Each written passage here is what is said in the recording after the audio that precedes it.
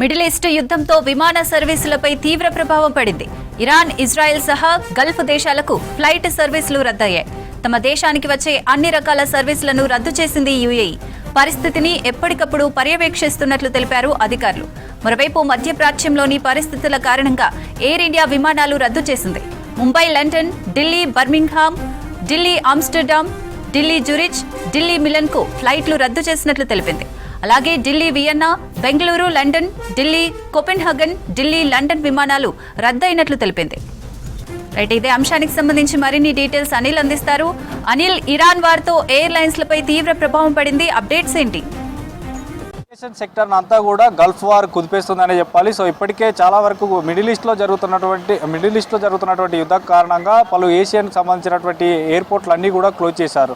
So ఇప్పటికే యూఏఈకి సంబంధించి కూడా తమ దేశానికి వచ్చేటువంటి విమాన రాకపోకలన్నింటినీ కూడా వాటన్నిటిని కూడా రద్దు చేసింది. ఇక దీంతో పాటు ఢిల్లీ నుంచి పలు దేశాలకు వెళ్ళేటువంటి చాలా విమానాలు కూడా రద్దు చేసింది. అందులో కనుక చూస్తే సో ఇప్పటికే ఢిల్లీ ఆమ్స్టర్డామ్, ఢిల్లీ బర్మింగ్హామ్, తర్వాత ఢిల్లీ జూరిచ్, ఢిల్లీ మిలాన్కు సంబంధించి కానీ తర్వాత Delhi Vienna, Bengaluru, London, Delhi Copenhagen, తర్వాత ఢిల్లీ లండన్, సో ఇట్లా పలు విమానాలను రద్దు చేసింది. దీంతో పాటు ఇటు హైదరాబాద్ శంషాబాద్ ఎయిర్పోర్ట్కి సంబంధించి కూడా ఇతర దేశాలకు సంబంధించి కానీ అటు దుబాయ్కి వెళ్ళేటువంటి పలు రకాలైనటువంటి ఎయిర్లైన్స్ అన్నింటినీ కూడా రద్దు చేశారు. సో ఇప్పటికే పాకిస్తాన్కి సంబంధించి కూడా తమ పశ్చిమాసియాకు సంబంధించినటువంటి దేశాలకు 184 విమానాలను కూడా రద్దు చేసింది. ఇందులో ముఖ్యంగా ఇస్లామాబాద్, లాహోర్, కరాచీ, తర్వాత ఖెడ్జా, సియాల్కోట్, పెషావర్, ఫైసలాబాద్ నుండి తర్వాత Dubai, Abu Dhabi, Doha, Muscat, Sharjah, Riyadh, జెడ్డాకు వెళ్ళేటువంటి విమాన సర్వీసులు అన్నింటిని కూడా రద్దు చేసింది. దీంతోపాటు ఇప్పటికే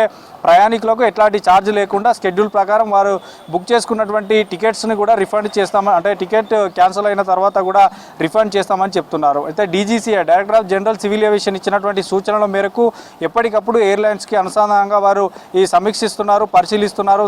ఎప్పటికప్పుడు జరుగుతున్నటువంటి పరిస్థితిని కూడా వారు పరిశీలిస్తున్నారు. సో తదుపరి ఆదేశాలు వచ్చే వరకు కూడా ఈ యొక్క ఎయిర్లైన్కి సంబంధించి మొత్తం కూడా చాలా దేశాలకి సేవలు నిలిపివేశారు. కాబట్టి సో వారికి సంబంధించినటువంటి సమాచారం మళ్ళీ అంటే ఎయిర్లైన్స్ ఎప్పుడు నడవాలనేది పరిస్థితి సాధారణ స్థితికి వచ్చిన తర్వాతనే వారి యొక్క మళ్ళీ ప్రకటన చేస్తారు. అప్పుడే కనుక ఎయిర్లైన్స్ నడవాలి. ఇందులో భాగంగా ఇటు ఇండియాకు సంబంధించి కూడా ఇండిగో కానీ, తర్వాత ఎయిర్ ఇండియాకు సంబంధించి కానీ ఇంకా కొన్ని ఉన్నటువంటి పలు ఎయిర్లైన్స్కి సంబంధించి కూడా అన్ని వాటి సేవలకు సంబంధించి నిలిపివేస్తారు. ఇక మరోవైపు దీంతోపాటు చాలా ఏరియాలో కూడా ఈ డైరెక్టర్ ఆఫ్ జనరల్ సివిల్ ఏవియేషన్కి సంబంధించినటువంటి సూచనలే పాటిస్తున్నారు. అక్కడ వచ్చినటువంటి అధికార ప్రకటనను మాత్రమే ప్రజలు గ్రహించాలి, వాటిని మాత్రమే నమ్మాలంటూ కూడా చెప్తున్నారు. ఇక దీంతోపాటు మనకి ఈ మిడిల్ ఈస్ట్ యుద్ధంలో జరుగుతున్నటువంటి యుద్ధం కారణంగా మాత్రం గగనతలంలో చాలా వరకు డ్రోన్లకు సంబంధించి కానీ, క్షిపణులకు సంబంధించి కానీ చక్కర్లు కొడుతున్నాయి. కాబట్టి సో ఆ ఏరియాలకు సంబంధించి ముఖ్యంగా సౌదీ కావచ్చు, ఖత్తర్,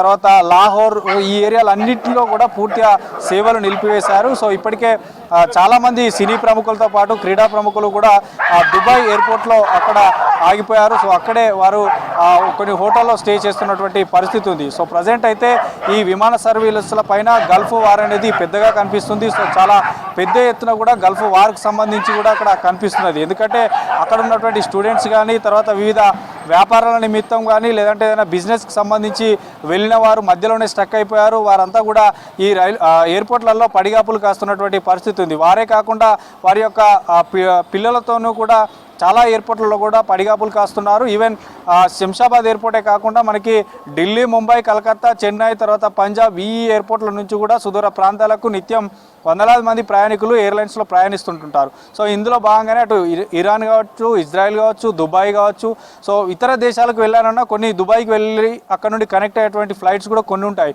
సో అంత పెద్ద రద్దీగా ఉండేటువంటి దుబాయ్ ఎయిర్లైన్సే క్లోజ్ చేయడం వల్ల చాలామంది ప్రయాణికులు పడిగాపులు కాస్తున్నారు. సో ఇప్పటికే ఈ యొక్క పరిస్థితిని ఇలా ఉంది కాబట్టి ముందస్తు సమాచారం మేరకే ప్రయాణికులకి ఈ ఎయిర్లైన్స్కి సంబంధించి ఎప్పుడైతే వీరు బుక్ చేసుకున్నారో బుక్ చేసుకున్నటువంటి వారికి వారి మెయిల్ పంపిస్తున్నారు. సో మెయిల్లో ఖచ్చితంగా మెన్షన్ చేస్తున్నారు మీకు ఎట్లాంటి ఛార్జెస్ లేకుండా దీనికి రిఫండ్ ఉంటుంది. సో మళ్ళీ తదుపరి షెడ్యూల్ వచ్చే వరకు కూడా ఈ యొక్క ఎయిర్లైన్స్ నడపబోమని కూడా వారికి మెయిల్ ద్వారా పంపడం జరుగుతుంది. సో ప్రజెంట్ అయితే అంతా పరిస్థితి చక్కదిద్దాకే ఈ యొక్క ఎయిర్లైన్స్ సంబంధించి కూడా అటు పాకిస్తాన్ కానీ, యూఏఈ కానీ, యుఎస్ కానీ, ఇరాన్, ఇజ్రాయెల్, తర్వాత అర్బన్ అంటే మనకి గల్ఫ్ కంట్రీకి సంబంధించినటువంటి అన్ని దేశాలకు సంబంధించి కూడా ఎయిర్లైన్స్ సేవలు పూర్తిగా నిలిపివేశారు. సో పరిస్థితి సాధారణ స్థితికి వచ్చిన తర్వాత అంటే మరొక 1 or 2 డేస్లో ఈ యొక్క పరిస్థితి అంతా సాధారణ స్థితికి వచ్చిన తర్వాతనే మళ్ళీ ఎయిర్లైన్స్ అనేది నడపబోతామని కూడా ఒక ప్రకటన అయితే చేశారు. సో ప్రజెంట్ అయితే ఈ యొక్క యూఏఈ కానీ అటు పాకిస్తాన్లోని కొన్ని ఏరియాలకు సంబంధించి కానీ తర్వాత